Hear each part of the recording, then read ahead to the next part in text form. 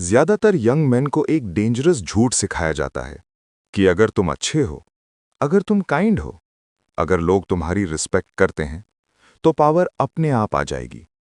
Machiavelli ने history को देखा और सीधा कहा, नहीं, पावर ऐसे काम नहीं करती। 500 साल पहले द प्रिंस में उसने एक सवाल पूछा जो आज भी लोगों को अनकंफर्टेबल कर देता है। बेहतर क्या है, फियर या लव? थ्योरी में नहीं, मॉरल फिलॉसफी में नहीं, रियल वर्ल्ड में।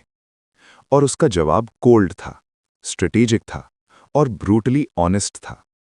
आज हम फियर और रिस्पेक्ट की साइकोलॉजी तोड़ के समझेंगे, क्यों ज्यादातर लोग दोनों को गलत समझते हैं और मैकियावेली असल में क्या कहना चाहता था हिस्ट्री और मॉडर्न साइकोलॉजी के थ्रू।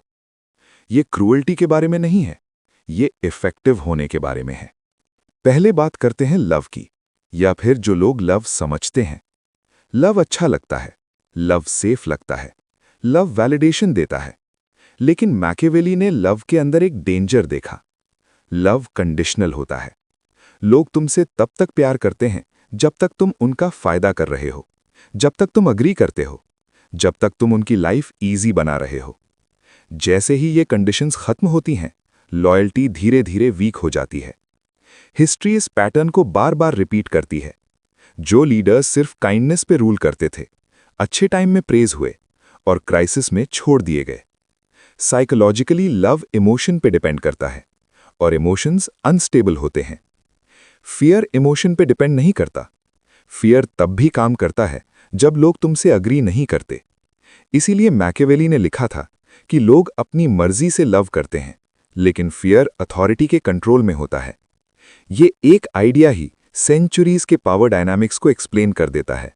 अब एक कॉमन मिसअंडरस्टैंडिंग क्लियर करते हैं। जब मैकियावेली फियर की बात करता है, वो वायलेंस या क्रूएल्टी की बात नहीं करता, वो बात करता है कॉन्सिक्वेंस की। फियर साइकोलॉजिकल होता है। ये समझ होती है कि लाइंस एग्जिस्ट करती हैं, रूल्स एनफोर्स होते हैं, डिसरिस्पेक्ट का कॉस्ट होता है। मॉडर्न साइकोलॉजी इसे कहती है बाउंड्री बैक्ड अथॉरिटी। लोग केओस से नहीं डरते, लोग सर्टेनिटी से डरते हैं। जब कॉन्सिक्वेंसेस कंसिस्टेंट होते हैं, बिहेवियर स्टेबल हो जाता है। इसीलिए एक काम टीचर फ्रेंडली टीचर से बेटर क्लास कंट्रोल करता है। इसीलिए एक क्वाइट लीडर लाउड लीडर से ज्यादा प्रेजेंस रखता है। इसीलिए इमोशनल रिस्ट्रेंट इमोशनल डिस्प्ले से ज्यादा पावरफुल लगता है। इस सेंस में फियर ऑर्डर क्रिएट करता है।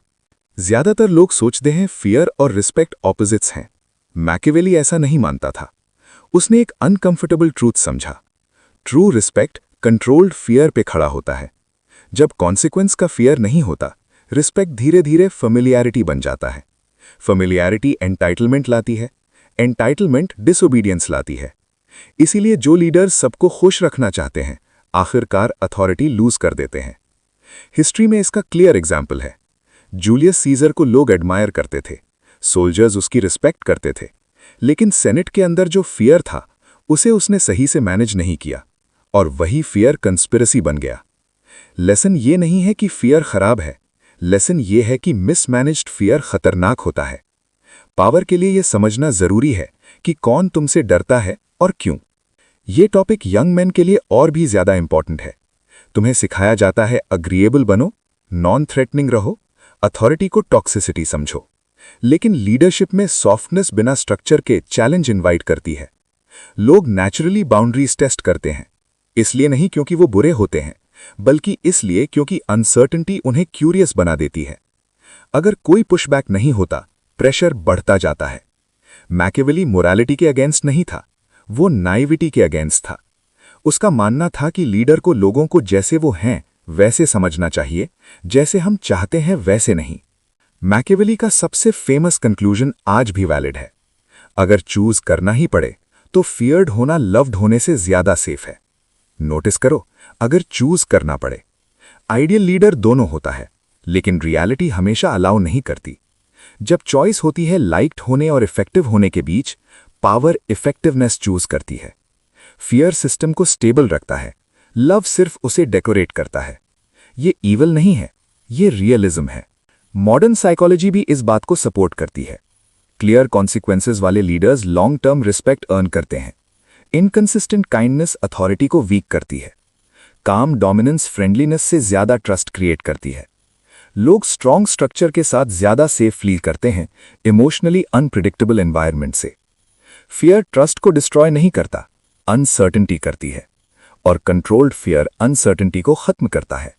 एक लाइन है जिसे मैकियावेली कभी क्रॉस करने को नहीं कहता, फियर कभी भी हेट्रेड में कन्वर्ट नहीं होना चाहिए। फियर प्लस हेट्रेड रिबेलियन पैदा करता है। फियर बिना हेट्रेड के ऑर्डर पैदा करता है। लीडर को अथॉरिटी के लिए फियर क्रिएट करना चाहिए, क्रूअल्टी के लिए नहीं। यहीं ज्यादातर लोग गलती करते हैं। वो डोमिनेंस को अग्रेशन समझ लेते हैं, स्ट्रेंथ को इंटिमिडेशन, साइलेंस को कोल्डनेस। रियल पावर थ्रेटन नहीं करता, ओवर एक्सप्लेन नहीं करता, वो बस एग्जिस्ट करता है। अगर इस वीडियो ने पावर, लीडरशिप या ह्यूमन बिहेवियर के बारे में आपका पर्सपेक्टिव चेंज किया हो तो लाइक बटन दबाओ। और अगर आप साइकोलॉजी, फिलॉसफी और रियल वर्ल्ड पावर डायनामिक्स पे और कंटेंट चाहते हो तो सब्सक्राइब करो। और याद रखो, केओटिक दुनिया में सबसे शांत आदमी अक्सर सबसे ज्यादा पावर होल्ड करता है। Stay sharp.